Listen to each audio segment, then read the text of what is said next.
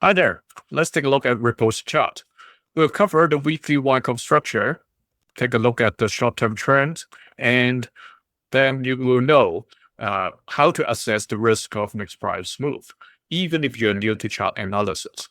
From a Wyckoff perspective, currently Ripple is in transition between the selling climax to automatic rally.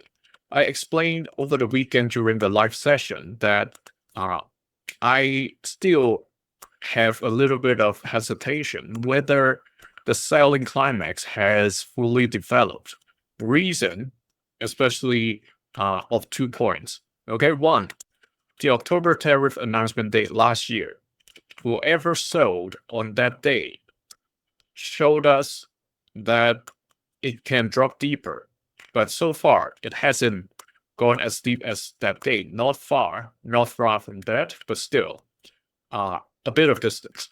Next, the second point is the previous accumulation cycle happened 2 key levels lower than where we are now for Ripple.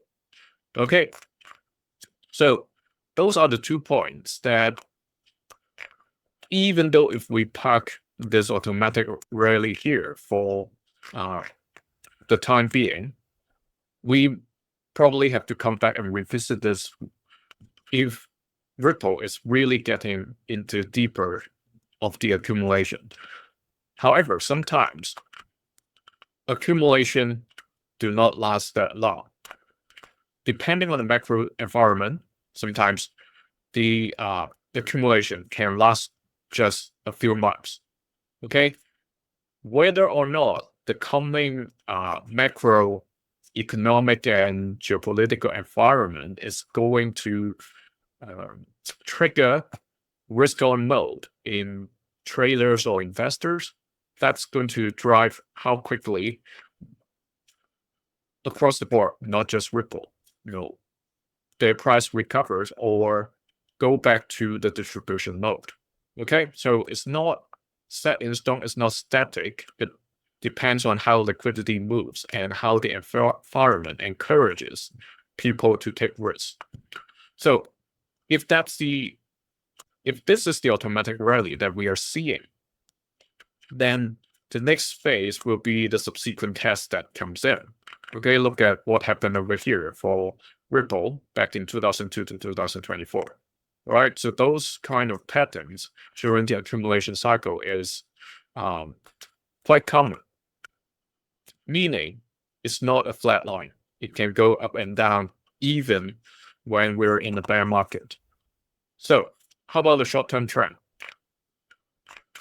Last week we said if that's or probably just the Saturday live session, draw this line, and I said, okay, if the uptrend is going as the pace as in the initial few days, which yesterday still managed to stay above the uptrend support line.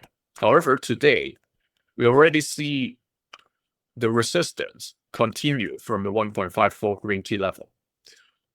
Though, if we look at the volume, it's a very low volume day. And today is not even weekend, okay? What I am thinking is that this week we have a lot of important economic data coming out from the US, even China, and some European countries. So that's where the market is waiting, okay?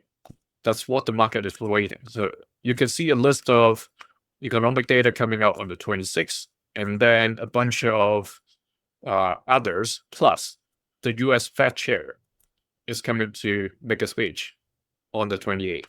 So nobody is there to make a big move now, because if you go all in and then all of a sudden the news came out that's not to the direction you have or the people have bet on, then you're going to lose big, right? So that's why in time like this, okay, that's very close to announcement of certain things, people tend to be a lot more cautious, especially with previous 5 days of price surge. Right, so you see the volume has dropped back to very low, even though it's higher than average compared to the past 2 months. Right, compared to 2 days ago, that crazy buying and selling by the bulls and bears, today it is like probably 1/10 or 1/8 of what we had on the 22nd. So if this is currently staying around the green, like I explained before, right? This green line over here basically has been the top since February this year. Ripple has just gone back to challenge that ceiling. Right? It hasn't done something new. It's just traveling from the previous low-end sideways trading back to the high or upper half. You can imagine the orange line 1.23, that key level is the center line of this entire range from the red key level of 1.05 to the green key level of 1.54.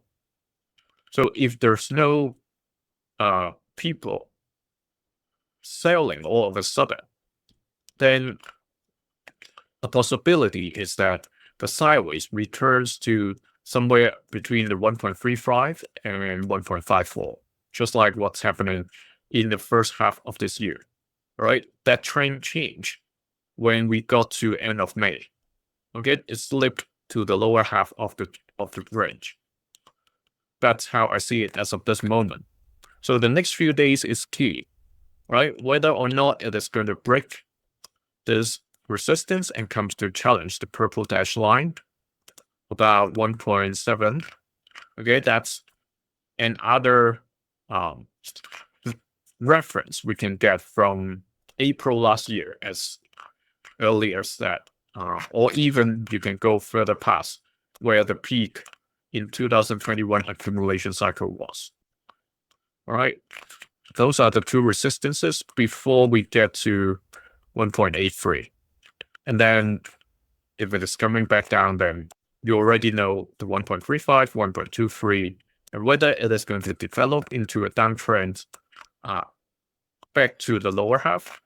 Right now, it's too early to tell.